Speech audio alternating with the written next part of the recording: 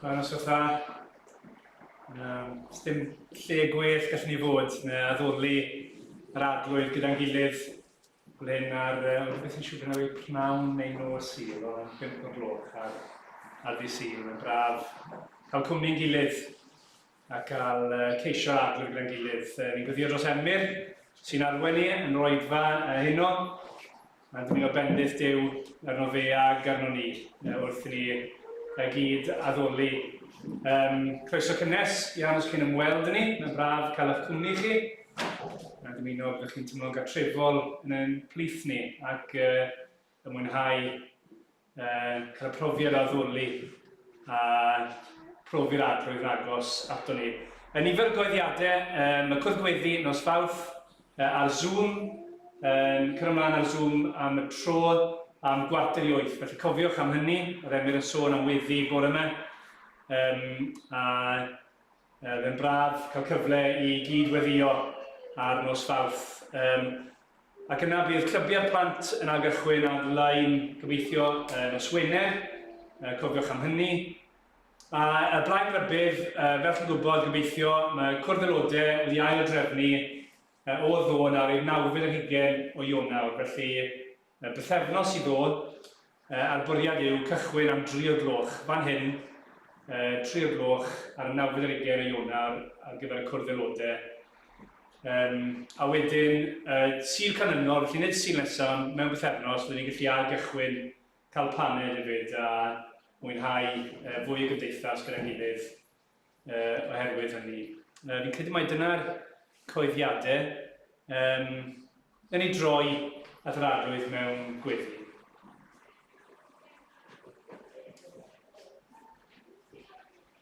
O arglwydd Dduw, ni'n diolch i ti bod ni'n dod at un sydd â pob awdurdod, un sydd yn sofran, un sydd yn eistedd ar ei orsedd. Ac arglwydd, ni'n diolch i ti bod ti hefyd yn un sydd yn caru dy bobl, yn dymuno bendithio dy bobl. Ac o Dduw, ni'n gweddio heno wrth i ni ddod yn hyd, byddwn ni'n ymwybodol yn fwy o pwy wyt ti, fel ni'n clywed bore yma. A bod ni'n ymwybodol oherwydd hynny o pwy i ni, a hefyd o'r fraint sy gyda ni. Wrth ddod ger dy fron di yn heiddiant yr arglwydd Iesu Grist. A ni yn dod yn dibynnu yn llwyr ar ei fywyd, a'i farwolaeth a'i atgyfodiad ac yn diolch i ti a bod e nawr yn eiriol drosto ni. O Dduw, ni'n gweddio byddwn ni heno wrth adael yr Oedfa yn ymwybodol bod nid yn unig bod ni wedi canu emynau a treulio amser mewn gweddi ac yn darllen dair di, yn clywed dair di gael ei esbonio, ond trwy waith yr ysbryd, bod ni'n ymwybodol bod ni wedi cyfarfod am Duw ni. O Dduw, ni wedi bresnoli dy hun yn ein plith ni.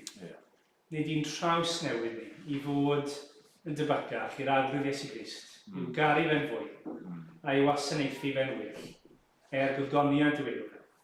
Amen. Amen. Amen. Diolch, Rodri. Sori, mae'n gas gen i gywiro cyhoeddiadau. Ond jyst rhaid gofyn bod yna unrhyw ddryswch yn dechrau datblygu.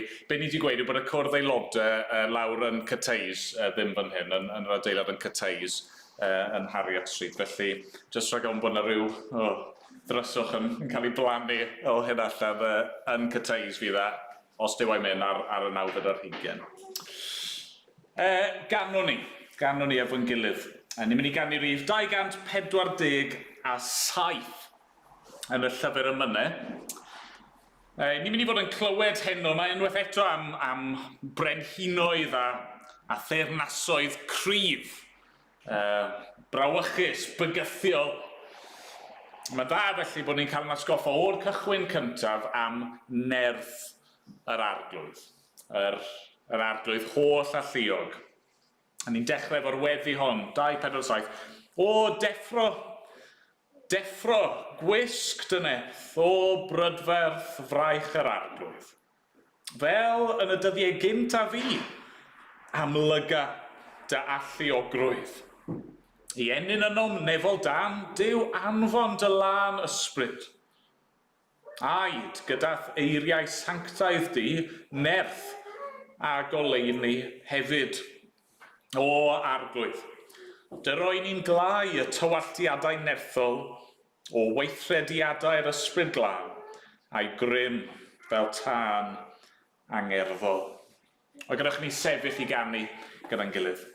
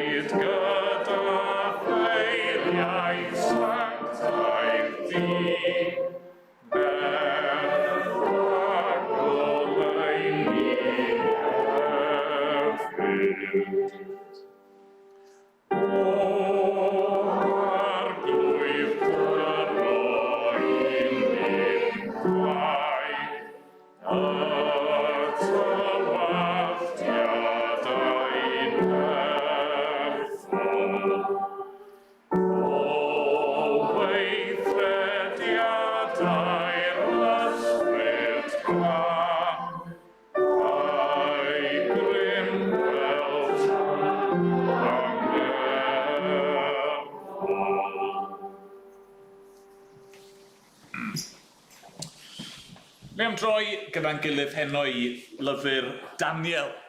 Llyfr y proffwyd Daniel. I ni wedi cyrraedd pennod 8. Os chi wedi bod gyda ni ac yn dilyn y gyfres, wythnos diwetha ym mhennod 7, gaethon ni weledigaeth yma'n dod, yr bwyst filod yma'n codi allan o'r môr, a nathon ni weld fyna'r darlun mawr. Yr persbectif mawr yma sydd ei angen arno ni hyd at ddiwedd y byd pan fydd mab y dyn yn dychwelyd. Fan hyn, yn Daniel 8, mae'r ffocws yn fwy tyn. I ni'n canolbwyntio nawr yn y weledigaeth yma ar beth, neu pethau ddigwyddodd yng nghyfnod yr ail a'r trydydd bwystfil, neu'r ail a'r trydydd brenhiniaeth. Okay? So ni wedi cael y darlun mawr, fan hyn mae yna zoom in ar ran penodol o hanes. Os ych chi ddim wedi bod gyda ni yn y gyfres yma, mae llyfr Daniel, mae'n gyffredinol yn rhannu'n ddwy ran. Mae'r hanner gyntaf yn ymwneud efo profiad dyn o'r enw Daniel a'i ffrindiau, ond nhw wedi cael eu caethgludo, pobl Dduw wedi cael eu cymryd o'i gwlad ei hun i fyw yn Babylon, a ni'n gweld nhw fyna'n byw ac yn aros yn ffyddlon i'r arglwydd yng ngwyneb gwrthwynebiad. Mae ail hanner llyfr Daniel yn reit wahanol, yn gyffredinol. Mae gennym ni fan hyn llenyddiaeth apocalyptaidd. Ddim i gyd, na ni weld wythnos nesaf os dyw e'n mynd. Ond llenyddiaeth apocalyptaidd sydd yn defnyddio symbolau a delweddau mwyn datguddio pethau o Dduw i'w bobl. Okay? A newch chi weld hynny'n amlygu hynna nawr yn Daniel pennod 8. Nawn ni ddarllen gair ein Duw ni gyda'n gilydd. Yn y drydedd flwyddyn o deyrnasiad y brenin Belsasar, cefais I, Daniel, weledigaeth arall at yr un gyntaf ag efais, hynny yw yn y bennod diwetha. Roedd hwnna yn y palas yn Susan, yn halaeth Elam, a gwelais yn y weledigaeth fy mod wrth yr afon Wlai. Edrychais I fyny, a gwelais hwrdd yn sefyll ar lan yr afon. Roedd ganddo ddau gorn hir, gyda'r hiraf o'r ddau yn tyfu ar ôl y llall. Gwelwn yr hwrdd yn cornio tua'r gorllewin, y gogledd a'r de, ac ni allai'r un anifail ei wrthsefyll, na neb achub o'i afael. Roedd yn gwneud fel y mynnau ac yn cyflawni gorchestion. Fel yr oeddwn yn ystyried hyn, gwelais fwch gafr, a chanddo gorn enfawr rhwng ei lygaid. Roedd yn dod o'r gorllewin ar draws yr holl wlad, heb gyffwrdd ar ddaear. Daeth at yr hwrdd deigorn, a welais yn sefyll ar lan yr afon, a rithro arno a'i holl nerth. Gwelais ef yn nesau yn ffyrnig at yr hwrdd, yn ei daro ac yn torri ei ddau gorn, ac am nad oedd yr hwrdd yn ddigon cryf i'w wrthsefyll, bwriodd ef i'r llawr a'i fathru. Ac nid oedd neb i achub yr hwrdd o'i afael. Yna ymorchestodd y bwch gafr yn fwy byth. Ond yn ei anteth, torwyd y corn mawr, a chododd 4 corn amlwg yn ei le, yn wynebu tua 4 gwynt y nefoedd. Ac allan o un ohonynt, daeth corn bychan, a dyfodd yn gryf tua'r de a'r dwyrain a'r wlad hyfryd. Dyrchafodd hwn at lir nef, a thaflu rai o'r llu ac o'r ser i'r llawr a'i mathru. Ymchwyddodd yn erbyn tywysog y llu, a diddymu'r offrwm dyddiol a difethau gysygr. Mewn pechod, gosodwyd llu yn erbyn yr offrwm dyddiol a thaflu gwirionedd i'r llawr. Felly y llwyddodd yn y cwbl o wnaeth. Clywais un o'r rhai sanctaidd yn siarad, ac un arall yn dweud wrth yr un a siaradau, am ba hyd y perir weledigaeth o'r offrwm dyddiol a'r pechod anrheithiol a sarnu'r cysygr a'r llu. Dwedodd wrtho, am 2,300 o ddyddiau, hwyr a bore, yna fe adferir y cysygr. Ac fel yr oeddwn I, Daniel, yn edrych ar y weledigaeth ac yn ceisio'i deall, gwelwn un tebyg I fod dynol yn sefyll o'n blaen. A chlywais lais dynol yn galw dros afon Wlai ac yn dweud, Gabriel, esbonia'r weledigaeth. Yna daeth Gabriel at y man lle roedd yn sefyll. A phan ddaeth, crynnais mewn ofn a syrthio ar fy wyneb. Dwedodd wrthyf, deall, fab di. Mae ag amser y diwedd mae awnelod weledigaeth. Wrth iddo siarad am I, syrthiais ar fy hyd ar lawr mewn llewy. Ond cyffyrddodd ef am I am gosod ar fy nhraed a dweud, yn wir, roedd wybod I ti beth a ddigwydd pan ddaw'r llyd I ben, oherwydd mae i'r diwedd ei amser penodedig. Brenhinoedd Media a Persia yw'r hwrdd deigorn a welaist. Brenin Groeg yw'r bwch blewog, a'r corn mawr o'n eilygaid yw'r brenin cyntaf. Ar un a dorwyd a phedwar yn codi yn ei le, dyma bedair brenhiniaeth yn codi o'r un genedl, ond heb feddi'r un nerth ag ef. Ac ar ddiwedd ei teyrnasiad, pan bydd y troseddwyr yn ei hanterth, fe gyfyn brenin creulon a chyfrwys. Bydd ei nerth yn fawr, ac fe wna niwed anhygoel. Fe lwydda yn yr hyn am na, ac fe ddinistri ar cedyrn a phobl y saint.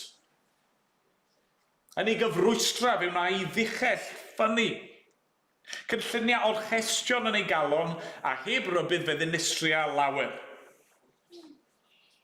Heriau y tywysogion, ond fe'i torri i lawr, heb gymorth llaw. Mae'r weledigaeth a roddwyd am yr hwyr a'r bore yn wir, ond cadw di'r weledigaeth dan seil, am ei bod yn cyfeirio at y dyfodol pell. Roeddwn i, Daniel, wedi diffygio, a bym yn glaf am ddyddiau. Yna codais i wasanaethu'r brenin, wedi fy syfrdanu gan y weledigaeth, a heb ei deall. Dyma ein Duw ni, diolch iddo. Fe gadewch i ni weddio, dy gred. Nw'n ni droi at yr arglwydd mewn gweddi. O arglwydd ein Duw, i ni yn cyffesu, ein bod ni falle'n teimlo ychydig bach fel Daniel fan hyn, yn edrych ar y weledigaeth ac yn ceisio ei deall. Wedyn syfrdanu gan y weledigaeth a heb ei deall. Ac arglwydd, ni'n cyffesu fod yn y rhannau o dy air di, sydd efallai'n anoddach i'w deall, sydd efallai ddim mor eglur. A dad, ni'n gwybod bod ni angen dy gymorth di. Arglwydd, mae hynny'n wir am bob rhan o'ch air di. Heb i ti ddod yn nerth ysbryd glân di ac agor ein calonau ac agor ein llyged ni i weld ac i ddeall, na ni ddim deall unrhyw beth. Ond arglwydd falle bod ni'n fwy ymwybodol o hynny wrth droi at adrannau fel hyn. Ond dad, ni diolch i ti heno, ein bod ni falle'n gallu deall yn gliriach, hyd yn oed na Daniel, beth oedd yn cael ei rhagfynegu fan hyn. Oherwydd arglwydd ni'n gallu edrych yn ôl nawr ar rai o'r digwyddiadau hanesyddol yma ac yn gallu deall yr hyn roedd y ti yn ei olygu. Dad, ni'n diolch am hyn. Dad, ni'n gyffesu fod yna bethau yma sydd falle'n yn dychryn ni. Ac dyna oedd profiad Daniel, bod e'n gweld y pethau yma ac yn clywed am nerth y gelyn ac yn ofni, yn brawychu, hyd yn oed yn mynd yn isel ei ysbryd. Dad, ni'n gwybod fod hynny yn gallu bod yn wir amdano ni. Yn ein profiad ni fod yna bethau yn gallu dod i'n rhan ni ac yn gallu'n llethu ni. Fod grym yr un drwg, fod erledigaeth, fod yr anghyfiawnder a'r drygioni a'r dioddefaint yn y byd, mae'n pwyso i lawr arno ni ac yn ddigon i'n sathru ni. Ond dad, i ni yn diolch fel yn y weledigaeth yma. Mae yna lais yn siarad. Ie, llais dynol. Ie, llais Duw y Mab. Yn anfon yr angel Gabriel i ddod â gobaith i Daniel. Arglwydd, ni'n diolch fod y gobaith hwnnw'n cael ei gynnig i ni nawr, bod ddim angen i ni anobeithio, bod ddim angen i ni ddigaloni, bod ddim angen i ni roi'r ffidil yn y to, a roi lan. Na, diolch bod ni yn gallu dyfalbarhau am bod ein ffydd ni yn yr arglwydd Iesu Grist. Arglwydd, cadw a'n golwg ni arno fe. Dad, fel ni wedi canu'n barod, arglwydd, gwisg dy nerth, dangos dy fawredd, anfon dy ysbryd di. Arglwydd, gweithio arno ni nawr. Gweithio am dy bobl di, trwy'n gwlad ni. Ni'n diolch am y cyfle gafodd Rhodri bore yma i fynd i bregethu'n resolve. A ni'n cyflwyno'r eglwys fyna i ti. Arglwydd yn meddwl am dy bobl di a'r wasgar, trwy'n gwlad ni, trwy'n byd ni. Ni'n meddwl am dy bobl di, yn honga mewn gwledydd eraill sydd falle yn dioddau ar hyn o bryd.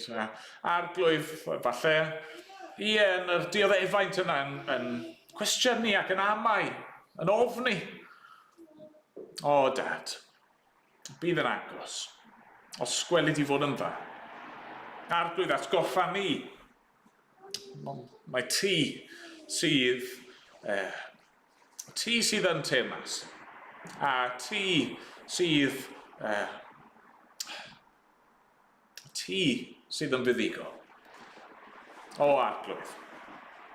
Ni'n cyflwyno'n hunan felly nawr i ti, gofyn am gymorth goruwch naturiol, tu hwnt i ni, wrth i ni rando ar dair di. Ceisio dirnad yr hyn sydd gen ti i'w ddweud wrtho ni. Dad, bydd gyda ni felly. Am ein bod ni'n gofyn yn enw ac yn heiddiant yr arglwydd Iesu Grist. Amen.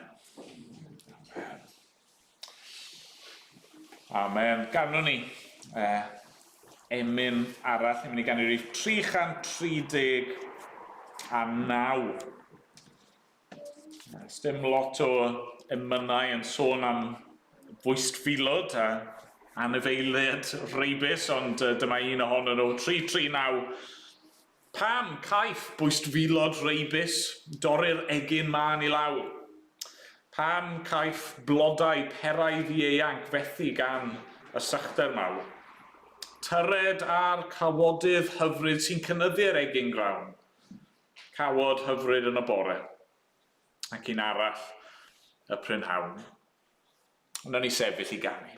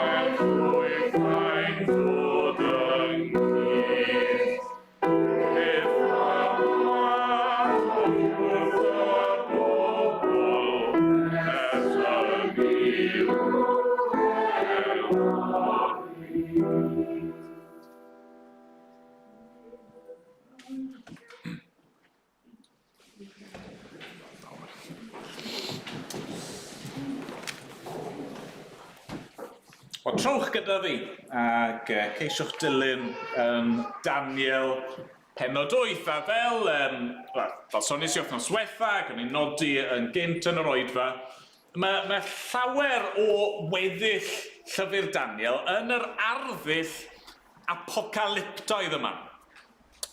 Gweledigaethau, pethau ni ddim bod i gymryd yn llythrenol, ond pethau sydd yn symbolau, yn pwyntio at rhywbeth arall.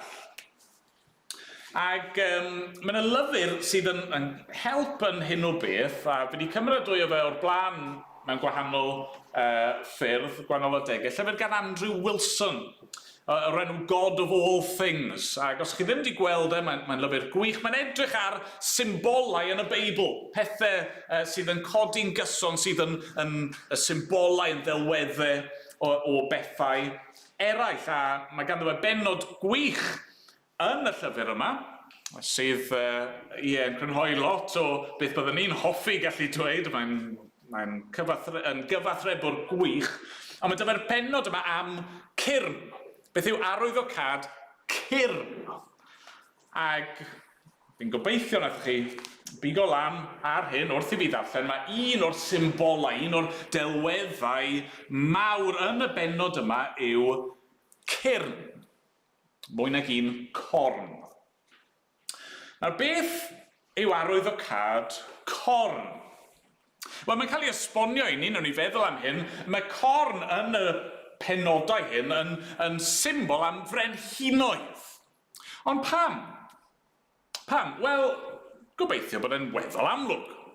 Ni wedi clywed y disgrifiadau yma'n dini am anifeiliaid efo'i cyrnw. Anifeiliod sydd yn gryf ac yn nerthol, a siwr maen nhw'n ymladd gyda ei cyrn. A mae corn felly yn symbol o nerth. Ond mae'n fwy na hynny. Eto, gobeithio, nawn ni weld cyn diwedd yr oed. Mae hefyd yn symbol sy'n gallu cyfeirio at ryddid. Bod corn yn dod â ryddid a iachawdwriaeth a chyflawnder i bobl. Ond yn bennaf ac yn sicr fan hyn, y symbol yw nerth. Nerth. Felly beth mae Daniel pennod 8 yn ei ddangos i ni? Beth yw'r cyrn yma i ni'n clywed cymaint amdanyn nhw yn y bennod yma? Wel, gyda chi ni feddwl gyntaf am yr ddau anifail yma sydd yn ymddangos. Yr anifeiliaid corniog yma. Gyntaf i gyd, i ni'n darllen am hwrdd. Ram yn Saesneg. Mae'r hwrdd yma a mae ganddo fe ddau gorn. Ac mae'n amlwg fod y cyrn yma yn dangos pŵer a grym, y deyrnas yma sydd yn concro. Yna mae dych chi'r anifail arall yma'n dod. Bwch gafr. A mae corn gan hwn, ond fan hyn, un corn. Mae'n ddisgrifiad rhyfedd yn dydi fel unicorn. Ond mae gennych chi'r un corn mawr yma, a mae'r gafr yma, y bwch gafr yma'n dod, a mae yn curo yr hwrdd. Nawr falle, ohono ni'n hunan, bys ni'n crafu'n pen a meddwl beth yn y byd mae hynny yn golygu. Ond diolch i'r arglwydd, mae yna esboniad gennym ni, ond does. Mae Daniel yn derbyn esboniad trwy angel. Ni'n clywed yn adnod 20. Brenhinoedd Media a Persia yw'r hwrdd deigorn a welaist. Brenin Groeg yw'r bwch blewog. A'r corn mawr rhwng ei lygaid yw'r brenin cyntaf. Felly, os chi'n cofio yn ôl i wythnos diwetha, Media a Persia oedd yr ail bwystfil, a'r Groegiaid oedd y trydydd bwystfil. So ni'n zoomo mewn, ni'n ffocysu ar cyfnod mewn hanes fan hyn. Cyfnod lle yn gyntaf i gyd nath yna deyrnas godi, y Mediaid a'r Persiaid, ac yna'n dilyn hynny mae y Groegiaid yn dod ac yn trechu, ac dydw i ddim yn hanesydd. Mae yna sawl hanesydd yma yn ein plith ni, ond os ych chi'n mynd a chi'n darllen yr hanes, dyma'r union beth ddigwyddodd. Yn gyntaf i gyd, oedd gennych chi'r deyrnas yma, a'r Mediaid a'r Persiaid, ac o'n nhw'n hynod o lwyddiannus. Oedd neb yn gallu ei stopio nhw am gyfnod, fel yr hwrdd deigorn yma. Ond yna, mae yna un cryfach yn dod. Y groegiant. Ac yn bennaf y corn mawr yma sydd yn cyfeirio at Alexander Fawr, Alexander the Great. Mae'n cael ei ddisgrifio fel bwch garw sydd yn rithro dros y tir heb gyffwrdd y llawr. Hynny yw, ac os ych chi'n darllen y llyfrau hanes, mae'n amlwg oedd Alexander di llwyddo i goncro, wel, y byd i gyd mewn un ystyr ar y pryd, mewn cyfnod hynod o fyr. Oedd e'n hynod o lwyddiannus. Ac yna, dyma fe yn sydyn iawn, yn diflannu o'r olygfa, a mae yna 4 arall yn codi yn ei lefer. Mae'r teyrnas groeg yn rannu yn 4. Mae Daniel yn derbyn gweledigaeth hynod o fanwl a byddwn ni'n annog chi, ewch, darllenwch eto, ewch a darllenwch esboniadau, darllenwch y llyfrau hanes. Mae Daniel yn gweld canrifoedd o flaen llaw beth oedd yn mynd i ddigwydd. A mae hynny mor bwysig i ni sylweddoli. A mor bwysig i ni gofio. Chwad, yn yr achos penodol yma, mae Duw yn datguddio ac yn paratoi i'w bobl yr hyn oedd i ddod. Yn yr achos penodol yma, mae Duw yn ei ras yn dewis dangos o flaen llaw beth oedd yn mynd i ddigwydd. Mae'n dangos mewn ffordd hynod o fanwl. A felly pan ddigwyddodd y pethau hyn, ym mhen amser, oedd pobl Dduw yn barod ar eu cyfer nhw, ac oedd pobl Dduw yn gallu edrych nôl a gweud, wel ie, oedd Duw di rybuddio ni am hyn o flaen llaw, a chofio felly fod Duw yn rheoli. Hynny, pan ddath y pethau yma i fod, pan cyflawnwyd y pethau hyn, oedd e'n atgoffa pobl Dduw bod e'n gwybod hynny. Bod e'n gwybod hynny o flaen llaw, fod dim byd yn guddiedig oddi wrtho fe, fod hyn yn rhan o'i gynllun a'i bwrpas e. Ond mae hynny wastad yn wir. Mae e wastad yn wir fod Duw yn rheoli. Mae e wastad yn wir fod Duw yn gwybod o flaen llaw yr hyn sydd yn mynd i ddigwydd, hyd yn oed pan dyw e ddim yn datguddio hynny o flaen llaw. Mae Daniel yn derbyn y weledigaeth yma. Mae pobl Dduw yn yr achos penodol yma'n cael eu paratoi, ond yr her i ni yw cofio mae Duw wastad yn reoli hyd yn oed pan ni ddim yn gwybod beth sy'n mynd i ddigwydd. Ni ddim yn gwybod sut mae pethau'n mynd i weithio allan yn wleidyddol yn ein gwlad ni ac ym Mhrydain yn y blynyddoedd nesaf. Ni ddim yn gwybod sut mae pethau'n mynd i weithio allan rhwng rai o pwerau mawr ein dydd ni, America, China, India, Gogledd Corea, tensiynau yna efo Iran, yr holl beth yma, ni ddim yn gwybod. Ond mae'r arglwydd yn gwybod. Dwi ddim wedi datguddio i ni, dwi ddim wedi rhoi rhyw weledigaeth i ni o ryw hwrdd a ryw bwch gafr neu ryw anifeiliad eraill mwyn cyfleu'r peth o flaen llaw, ond mae e yn gwybod a mae e yn reoli. Ac yr her yw i ymddiried yn hynny, hyd yn oed pan ni ddim yn gwybod beth sy'n mynd i ddigwydd. Mae fel, siŵr bod llawer ohoni wedi bod mewn ryw weithgaredd, ryw team building exercise. Be maen nhw wastad yn gwneud, wel, trust falls, yn dyfa. Falle bod chi ddim yn cael neud nhw dim mwy, ond dyna o'ch chi wastad yn gwneud nhw, trust falls. A beth yw trust fall? Wel, chi'n rhoi'ch breichiau chi mas fel hyn, a chi'n cwmpo nôl. Gan ymddiried bod yna rhywun tu ôl i chi yn mynd i'ch dal chi. Chi ddim yn gwybod bod nhw'na, chi'n methu gweld bod nhw'na, dyna pwynt yr ymarfer yna, yn dyfa. Chi'n ymddiried bod nhw yna a bod nhw'n mynd i'ch dal chi. Bydde fe ddim yn anodd os ych chi yn ei gweld nhw. Mae'r arglwydd yn teyrnasu, mae ganddo fe gynllun, mae'n gwybod y diwedd o'r dechrau, Weithiau mae fe'n dangos y pethau mae i ni.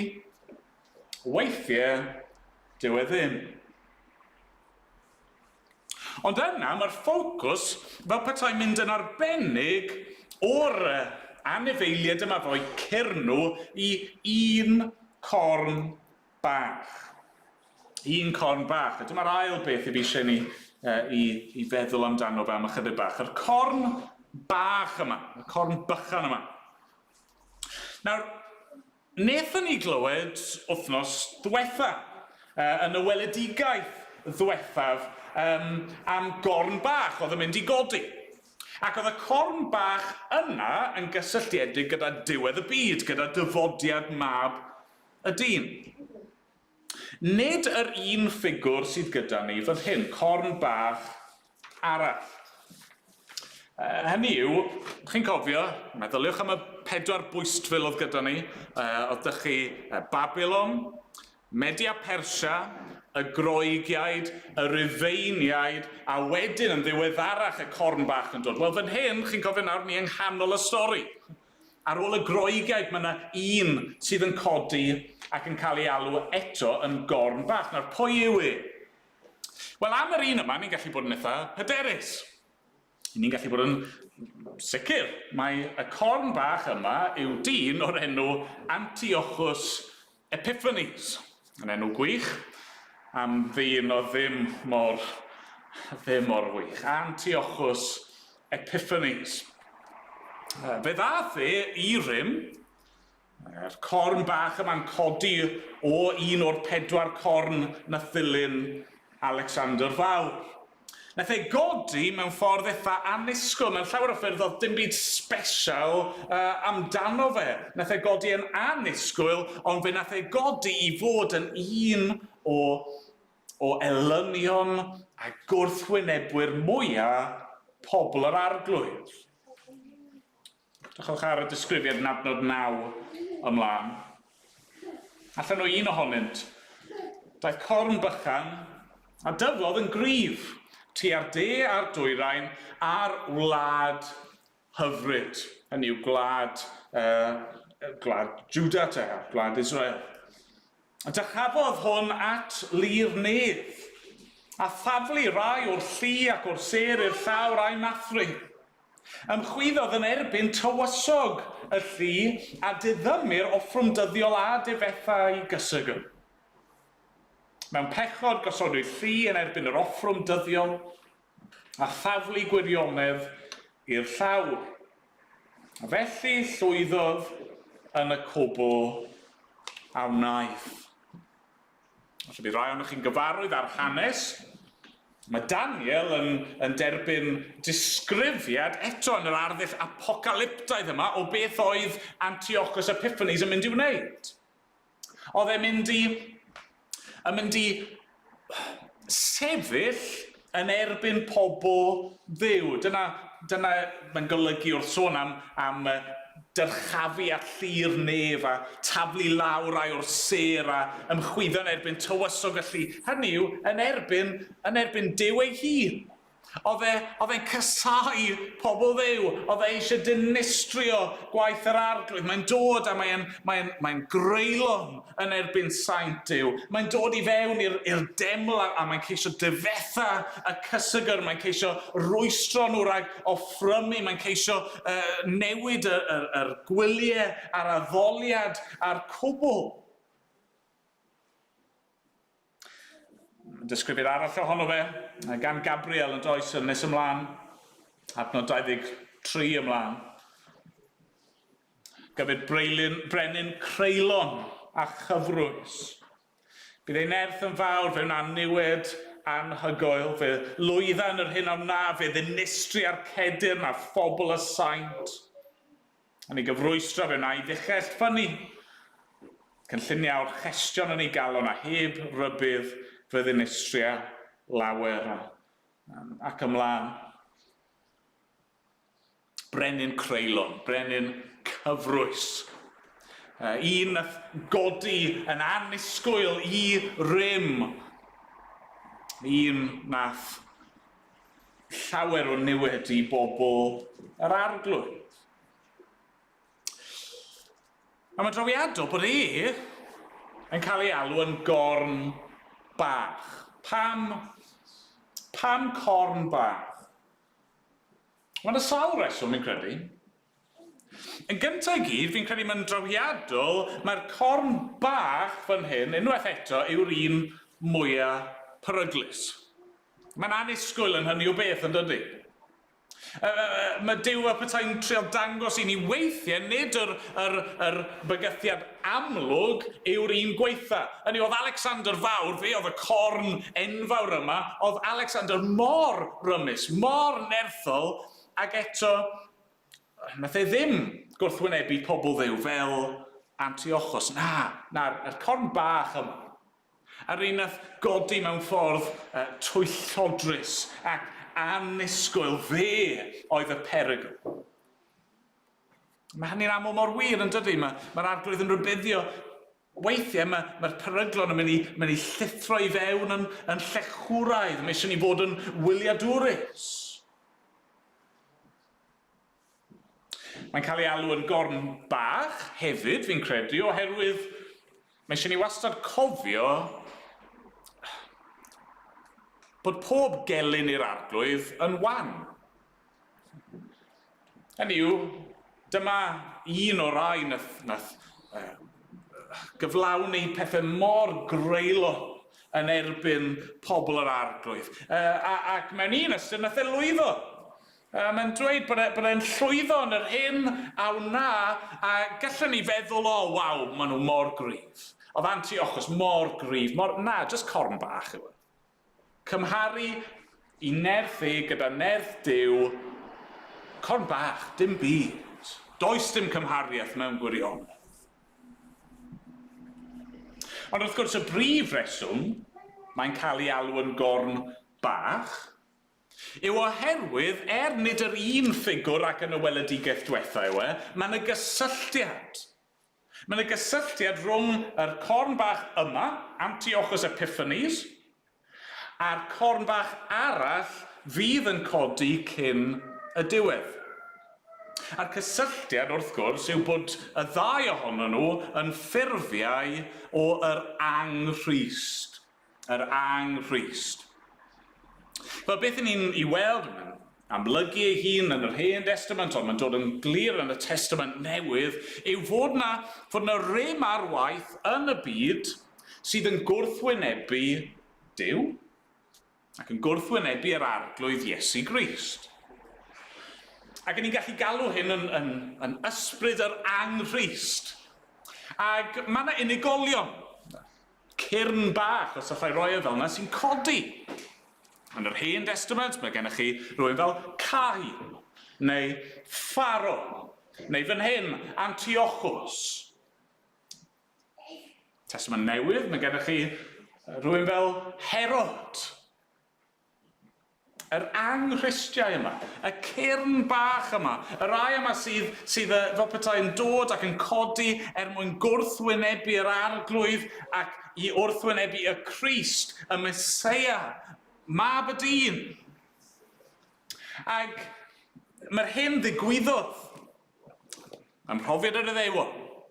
Wrth wynebu Antiochos Epiphanes, mae yn gysgod o'r gwrthwynebiad mwy yna sydd i ddod. Pan fydd y corn bach olaf yna, yr anghrist mawr olaf yn codi. Mae y corn bach yma i fod i'n rhybuddio ni a'n paratoi ni am y gwrthwynebiad sydd i ddod. Oedd pobl Dduw yn gorfod gwynebu Antiochos Epiphanes, un dydd fydd rhaid i saint yr arglwydd gwynebu y corn bach ofnadwy olaf yna. Ac eto, sdim angen digaloni. Sdim angen digaloni. Pam? Wel, corn bach yw e. Corn bach yw e yn gwynebu Duw mawr. Falle, nathach chi sylwi yn adnod 14. Mae lot o ddadle dros y geiriau yma, ond dyn ni'n clywed am 2,300 o ddyddiau hwyr a bore, yna fe adferir y cysygl. Hynny yw, mae dyddiau y corn bach wedi ei rhifo. Mae'n y ddydd pan fydd ei wrth rafelu yn dod i ben, a dyna ddigwyddodd. A'r un fath fydd yn wir efo'r corn bach ola. Dim os pa mor fawr mae'r anghrys, dim os pa mor bwerus, dim os pa mor erchyll yw yr erledigaeth mae Cristnogion yn gwynebu, mae'r dyddiau hynny wedi rifo hefyd. A'r reswm ni'n gwybod bod nhw wedi rifo yw oherwydd corn arall. Dyma sut fi eisiau gorffen heno, yw mynd â ni feddwl am gorn arall sy'n cael ei sôn amdano fe yn y sgrythyr. Mae'n drawiadol yn dydy. Mi'n siŵr bod yr enw yna, Gabriel, di neidio allan ato ni. Gabriel, ni'n nabod yr enw yna. Ni di clywed amdano fe'n ddiweddar ond wrth i ni ddathlu yn Nadolig. Mae Gabriel, yr angel yma, mae'n cael ei anfon fan hyn at Daniel gyda neges, gyda esboniad, a mae'n annisgwyl yn dydy. Bron a bod yn ddi-angen, gallech chi ddweud. Sdim angen i Gabriel cael ei enwi fan hyn, ond mae fel petai'n fwriadol yn cael ei hysbysu ni, mae Gabriel, un o angylion yr arglwydd sydd yn dod. Mae'n dod efo neges am berygl sydd i ddod, ond hefyd neges gobeithio. Wrth gwrs, fel i ni wedi darllen yn ddiweddar dros y Nadolig, mae Gabriel yn canrifoedd wedyn yn cael ei anfon efo neges arall. Mae'n dod, a mae'n cyhoeddi, fel wrth Mair wrth gwrs, ond mae hefyd yn cyhoeddi wrth Sacharias, chi'n cofio? A mae'n dweud wrth Sacharias fod ac Elizabeth yn mynd i gael plentyn, Ioan fydyddiwr, a Ioan yn paratoi'r ffordd ar gyfer y Meseia. Ac mae'n drawiadol, chi'n darllen yr hanes yna, ac ymateb Sacharias, mae'n moli Duw. A mae'n siarad mewn ffordd proffwydol, mewn ffordd chydig bach yn apocalyptaidd. Ac mae'n dweud, mae'n cyfeirio at yr un sydd yn codi, at y Meseia fel corn iachawdwriaeth. Dyna mae'n dweud. Mae'r cyfieithiad ni'n defnyddio chydig yn wahanol, ond dyna yw'r ystyr, dyna yw'r gair mae'n defnyddio. Mae'n dweud bod Duw yn codi corn iachawdwriaeth. Mae'n cyfeirio at y Crist. Nid corn bach, nid corn gwan, ond corn iachawdwriaeth Duw. Dyna lle mae'n gobaith ni. Dyna pam sdim rhaid i ni anobeithio. Dyna pam sdim rhaid i ni i adael i'r geiriau yma heno i'n cynhyrfu ni a'n llorio ni, achos mae'n gobaith ni yng nghorn iachawdwriaeth Duw yr arglwydd Iesu Grist. Ond doedd neb yn gallu stopio'r hwrdd cyntaf yna, nes bod y bwch gafr yn dod. Ac yna doedd neb yn gallu stopio'r bwch gafr a'r corn bach. Hynny yw neb dynol. Ond yna mae yna un yn dod. Un sydd yn curo i elynion, ond yn y ffordd mwyaf ryfeddol. Trwy farw ar groes. Mae yna un yn dod, nid fel hwrdd neu bwch gafr neu rhyw bwystfil, rhyw llew neu arth, dim byd fel yna. Un sydd yn dod, a mae'n cael ei alw yn oen. Mae'n dod fel oen i'r lladdfa, mae'n dod yn wan, mae'n dod yn ddiymadferth, mae'n dod ac yn ymostwm, mae'n dod ac yn marw. Ac eto trwy ei fuddugoliaeth trwy ei farwolaeth aberthol mae e'n ennill iachawdwriaeth i ni. Fe yw corn ein iachawdwriaeth ni. Fe yw'r corn sydd yn torri pob nerth a phob brenhiniaeth a phob teyrnas arall. Fe yw'r corn, a ni'n sôn am hyn ar y dechrau, sydd nid yn unig yn nerthol, mae hefyd yn dod â'r rhyddid i ni. Mae hefyd yn dod â chyflawnder i ni. Mae e hefyd yn dod â bywyd i ni. Dyma'r corn. Corn iachawdwriaeth Duw. Corn ein gobaith ni. Diolch iddo. Amen. Amen.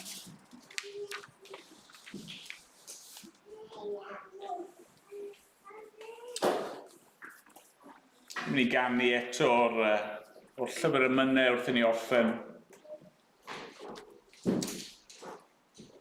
Rhif 91. Cyfamod hedd.